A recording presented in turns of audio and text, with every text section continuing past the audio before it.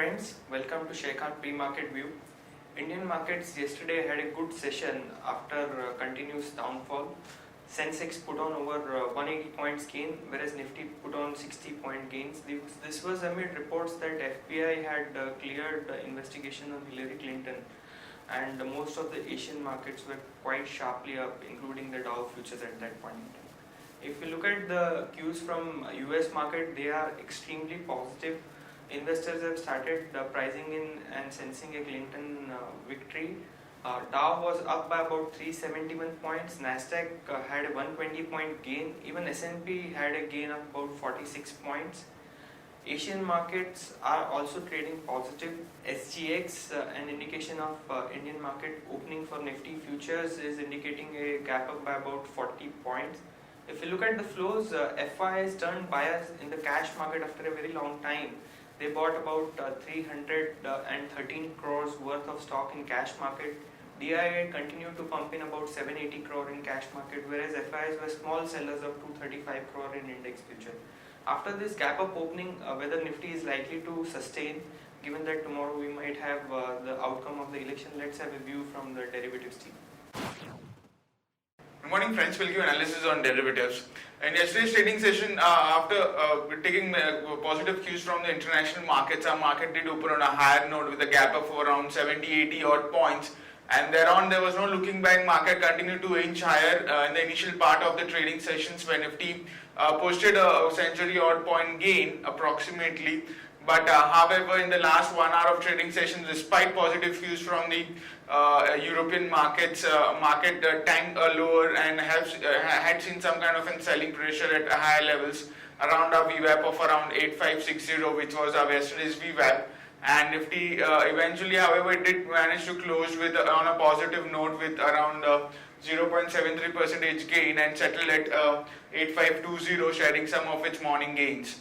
On the open interest terms, we did saw an unwinding of around 6 odd percentage in the open interest. In the absolute terms, around 11 odd lakh shares were shaded in the open interest, and cost of carry have also increased a bit from 5.29% to 5.80%. That is, Nifty is currently trading at a premium of around 26-27 odd points compared to 24 odd points in the day before yesterday's trading that is on the Friday's trading sessions, indicating majority of the unwinding which was seen in yesterday's trade was due to short covering, while put call ratio inched higher by 1 basis point from 0.92 to 0.93, and volatility index was when average lower was more or less same actually. It was at around 16.51, that is at around sub 16 odd levels in yesterday's trade. On the option side, not major activity to highlight upon. It was the 8,800 call option which have seen an highest addition in the open interest in yesterday's trade of around 10% only. However, 9,000 call option continues to be the highest in terms of open interest for this series. While on the put side, we have seen an addition in 8,500 and 8,300 put option.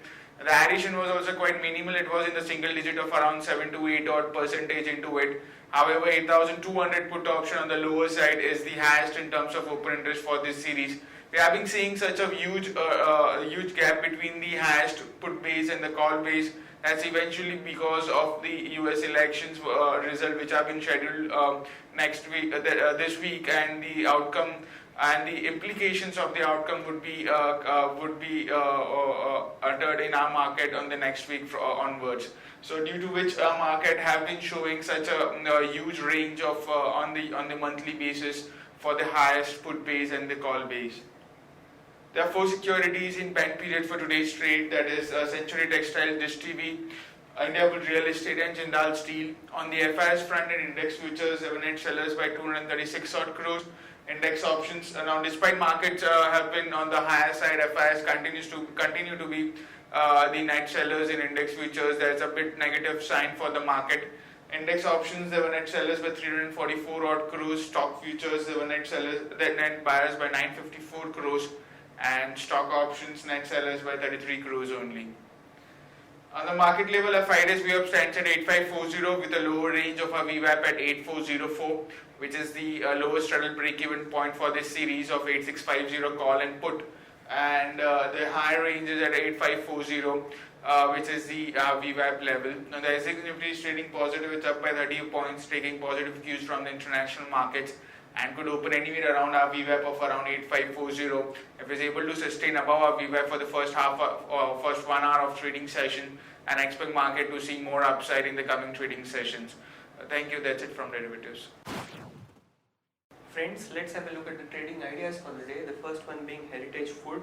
Now, Future Group has signed a definitive pact to acquire Heritage Foods retail division. This is positive for Heritage Food and one can long it with stop loss of 865.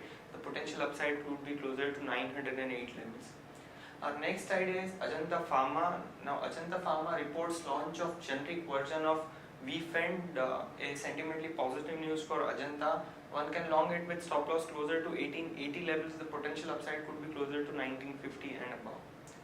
Our next idea is Hotel Leela Ventures. Now, in a setback for the company, the Delhi High Court yesterday asked Hotel Leela Venture to pay about 258 crores in terms of royalty to Airport Authority of India. So this is sentimentally negative news for Hotel Leela Venture and one can short it with stop loss of closer to 1850. The potential downside could be closer to 16 levels. Moving on to important news, UK wants India to speed up Vodafone and Kane arbitration. Cabinet is likely to take final call on listing of PSU insurers this month. Pune's in-orbit mall is likely to get shut down and is going to be getting converted into commercial office space. This is positive for Phoenix, which owns this property. Cognizant Q3 CY16 results were in line. However, the company has again cut its guidance, and this doesn't bode well for the IT stocks as it is extremely negative sentimentally. Wipro has launched open banking API platform. SBI Executive Committee is likely to consider sale of 5,000 crore worth of bonds. Delhi High Court has given Center 2 months to decide on the extending of Kane Balmer PSC, which is production sharing contract. Now Kane holds about 70% stake in this block, while ONGC holds the remaining 30% block. Moving on to important results which are likely to be announced. Many numbers today. Important ones: Ashok Leyland estimate is 298 crore, Bharat Forge estimate is 155 crore, BAIL estimate closer to 143 crore.